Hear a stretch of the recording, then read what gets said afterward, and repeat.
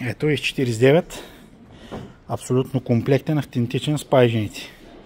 Не е изваден от плевня, ама ево къде е. Малко пайжинки.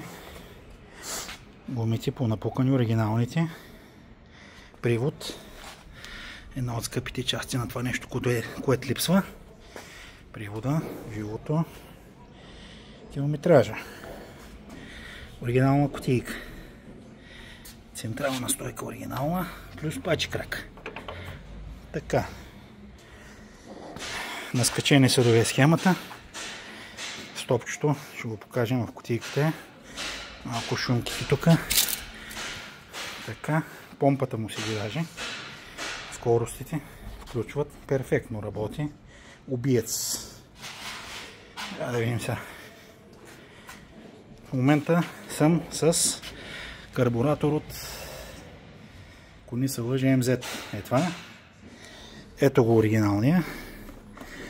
Имах опасение, защото не работи, че е износен шибър-мибър. Миних, не станаха работи. Някой, ако му занимава да подменя и да сменя, оригиналния филтър, стопчето, където казах, скобата за филтъра, кранчето, наскачен съд. Да видим сега тук остава. Хоп! Да видим сега. Чичо, виж! Уса! Уса! Благодарение на Теодор Иванов.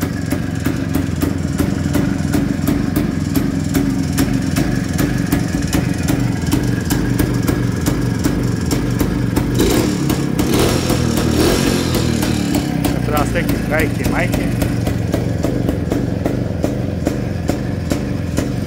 Как работи?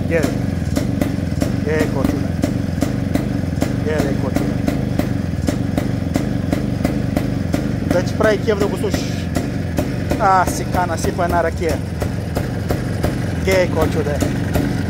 Руснакът.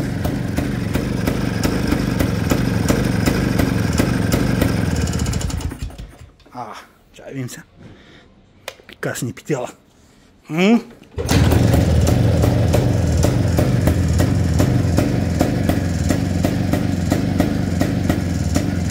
Ба, Иван, който е направил огън е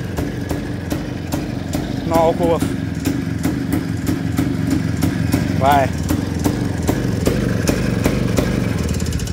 Това е от мен.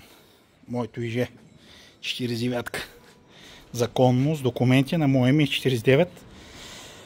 57, ако се не лъжа. Айде.